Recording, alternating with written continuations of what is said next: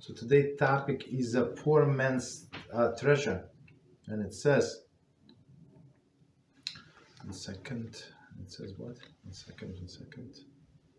Okay, and it says a very noteworthy concept can be derived from the Talmud's teaching that the world exists in the merit of the Torah study of children, and that their study is superior to that of generations leading sages. This concept can be better understood with a parable. So we actually did it, when was it? I think it was on Thursday, right? We said that when two sages say, right? So the world is being sustained because of the study of Torah by the children, because their breath is not contaminated by the sin. And even the sages, great sages of their generation, I'm not sure what sins they did, but still, or maybe on their level, the children's Torah is more pure. Okay, a poor man. So here's a parable. A poor man found very rare, precious gem, which was commonly found only in accounts of the kings.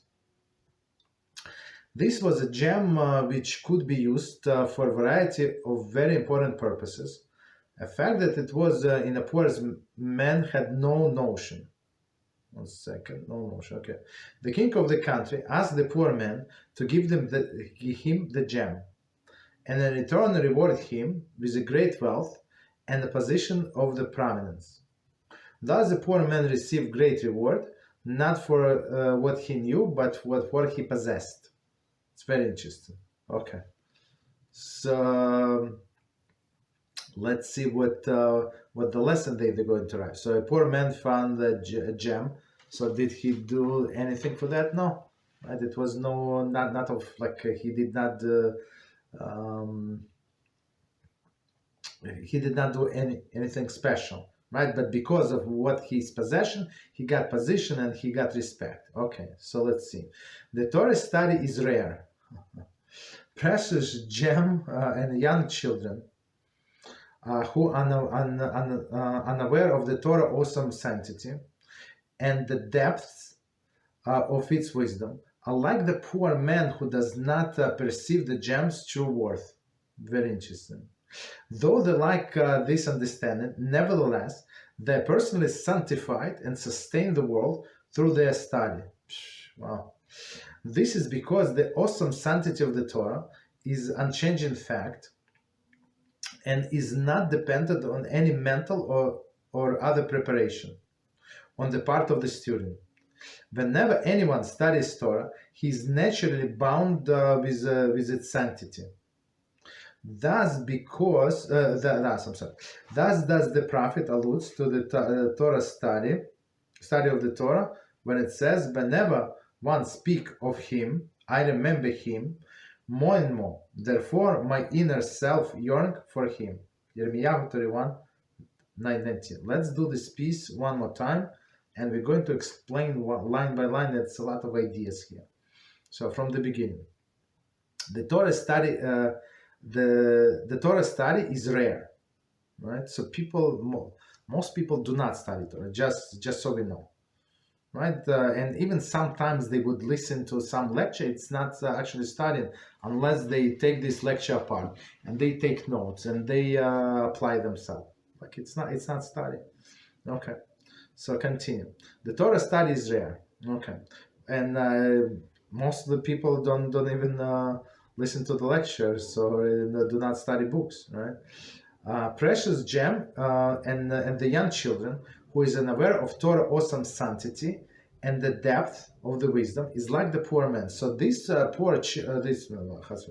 these children who study Torah, do they do the job? Yes, absolutely. They study Torah.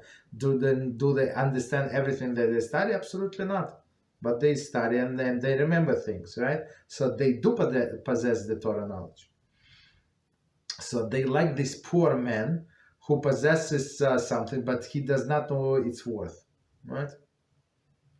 How do they know?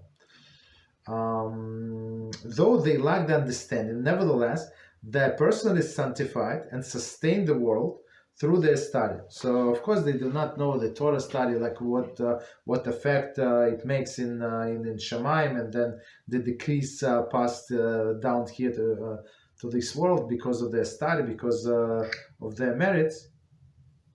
Somebody, okay, no problem. Okay, so yes, but it does not change the fact, right, that they do study Torah.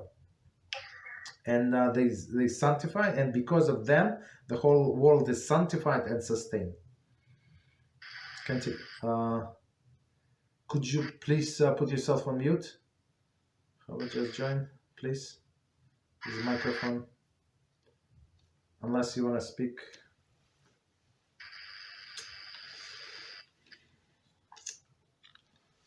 Second. Could you please put yourself on mute? Whoever just joined. There is a button on. Okay, he dropped off. Sorry. Okay, no problem. This is because the awesome sanctity of the Torah is a changing fact, and it's not dependent on the mental or any mental or other preparation on the part of the student. Okay, so let's read it one more time and try to understand. We're going to break it in a few parts. This is because the awesome sanctity of the Torah is a changing fact. So we do understand, we do not understand, we have mood or we don't have mood to study. So the sanctity is there, okay? And it's a fact. So it's not like a person can do something about it, right? I mean, of course, you try to apply yourself, you try to understand as much as you can, but it's a different story. And it's not dependent on any mental or other preparation.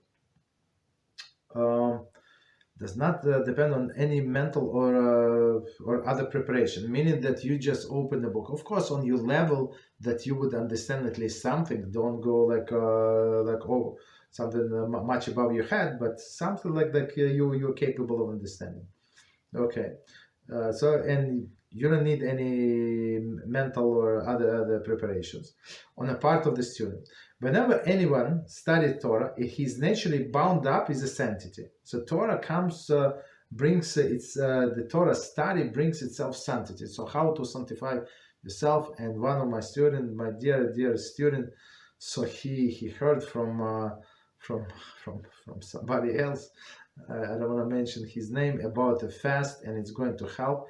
And again, and we spoke many times about the fast and about you need to keep Shabbos and forget about the fast and stop with the sins, stop big sins. And unfortunately, right, people are looking for shortcuts because somebody said that's a shortcut. This guy that he listened to, he was saying, so okay, you can do the tikkun, right, some correction. And it's not so hard. So it must be in the winter, or go in a place where it's snow, and you have to stay on the left side. Then you turn on the right side, on your back, on this. It's like, or he said, but if you don't want, you can substitute by the money, right? They basically send me the money, which is in essence like what he says. It's not true. Right, there is that's the procedure, but he never mentioned that before you do the fast, you stop the sins. You understand? So it's very interesting, right? But I always tell everybody, so try to study Torah as much as you can, and this Torah does not matter. Like you would learn the laws of the offering. Right, offering in the temple, you say, what do I do? Like you would not understand. Or even whatever we read in the morning, this what is it? Ketoris, this frankincense, right? This formula. So even these things, whatever you read in your own language, you understand every word, and it makes you holy. It sanctifies you. How? That's Hashem's business. He said, when you learn my Torah, it's going to sanctify you. Is there any other way to sanctify yourself? The answer is no. Okay, continue. Thus does the prophet allude to the study of the Torah when it says, whenever I speak of him, I remember him more and more. Right? Whenever I speak of him, remember more and more. Therefore, my inner self yearns for him. right? So it's Hashem said, my inner self yearns from him. For who? The person who is trying to learn what Hashem says. How do you know what Hashem thinks? So people, clowns say, how do you know what Hashem thought? It's very simple. Of course, you don't know like all of the thoughts, but the basic thoughts, his approach to our existence. Yeah, absolutely, it's very clear. Try to study Torah. Hashem is not hiding his thoughts, right? He says clearly whom he likes, whom he does not like. Continue. However, when the person defiles the power of speech by speaking which is forbidden, then the degree of the spiritual light which he draws from the study of the Torah diminishes. So, as we said many times, when the instrument, so the main instrument is dull, or the main instrument in this case is contaminated. And what is the main instrument with what you study Torah?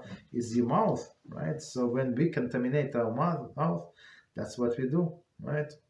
The degree of spiritual light which draws the study of the Torah diminished. So a person still say the words, he's still trying to understand what it says, but the light is not the same. Because why? It's contaminated. It could be light, but it could be like covered with something. Continue. We can now better understand the sage's discussion cited above. Rav Papa asked Abai, what is our Torah study? Do not the sacred thoughts which are so essential to our study make it superior to the young children? So of course Rav Papa said, of course, okay, you will say children, they have pure mouth, but they do not understand many things that they do not understand. But our profound thoughts were very deep, very superior, should be very superior to the children. Oh yeah, they just say the words. Okay, pure mouth, but they just say the words. Abai responded, there is no comparison between the breath that is tainted by sin and the breath that is free of sin. Meaning Lashon Hara. Meaning that the purity of the children's study overweights whatever it lacks. Outweighs whatever it lacks. So, and one of the explanations, so just to addition, so I mean somehow I'm not sure how, but many commentators they skip the fact that children simply until the age let's say 12 for girls and 13 for boys, they're not responsible for the action. So it's not considered to be a sin. So are they discussing their classmates or some friends? Yeah, they do. So is it Loshon Hara? 100%. But it's not considered to me. Okay. But when a person is adult, so for sure it's considered to be a sin. Okay, we stop here.